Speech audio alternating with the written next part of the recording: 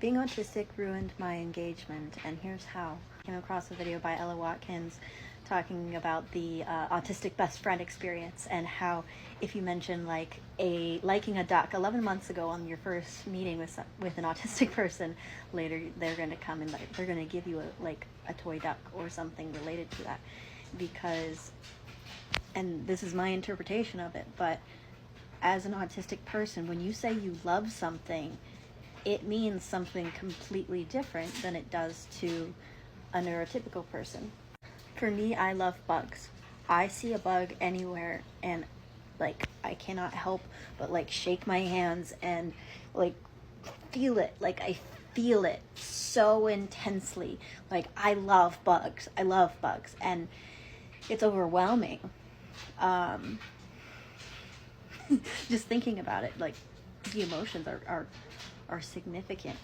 And so before I knew I was autistic, if somebody that I really cared about said they loved something, I would literally write it down in my phone notes. And so I was with somebody that I wanted to marry, and he had told me at one point in time that he wanted to be proposed to. And so I tried to make it as special as absolutely possible. And one of the ways I did that was I created an animation that included all of what I thought were his favorite things, because these were things he said he loved. The color palette was selected off of vaporwave color aesthetics because he had said he loved vaporwave color aesthetics. A lot of this won't make sense, but the mount he was riding in the animation was a gigantic bear because he loves bears. And there was a vehicle in it that he had told me was his favorite vehicle. And I wrote these down right after he said them so I wouldn't forget. And then I wove them in to this animation, trying to make it as special as possible, because I thought when he said he loved something, he meant it how I mean it when I love something. Because if somebody had created an animation for me that included tomato worms, I would go crazy. That'd be so that'd be so cool. And I would feel so seen, and I wanted him to feel seen by me. And so when I created this animation, I wove those details into it. And I proposed to him with this animation. It was more complicated than that. And he said yes. And then things started to dissolve after that. But one of the things that came up is I was but I made this so special for you. I included everything that you loved. And he was what are you talking about? I like bears, but anybody could have made this for me. None of this is stuff that's unique to me. And I was shattered, because I was I had written down all these things that he loved. And I didn't understand why I was so wrong. I thought I knew what he loved.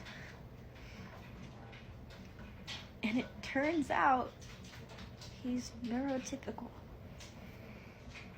He doesn't love things the way I do. So if he says his favorite car is X, that's just something he thought of in the moment. It wasn't something that he truly held value to. And I took it as, this is important to me. And I thought if I wove these details in, that it would matter more to him and he would feel seen. And instead, it meant nothing. And I never understood what I did wrong until probably a couple of months ago. It hit me that neurotypical people do not interpret things that they love the same way as autistic people. And I had tailored it because my whole view of the world was different than his. I can see where the miscommunication happened, and where it stemmed from was me being autistic.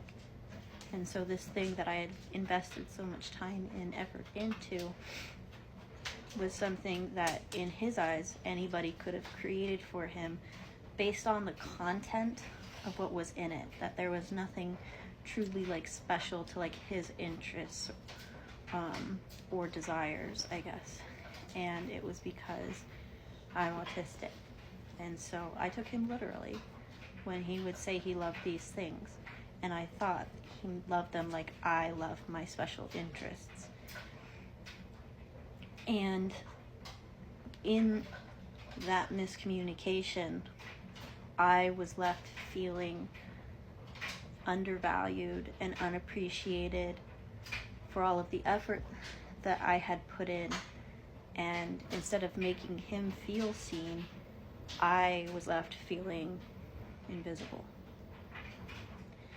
And that engagement and that conflict that resulted led to me dissolving that engagement, a week later buying my van, and then building it out and hitting the road for 2 years.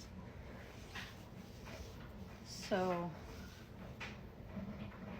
I wish I had known I was autistic sooner. Things would have made a lot more sense. And I take it with a grain of salt now when people tell me that they love something. And I can see that I've done this with other friends as well, where they'll say they love something, and so I hone in on that thing. It's like, oh, they're gonna love this. And now I know that, not everybody operates the same way I do.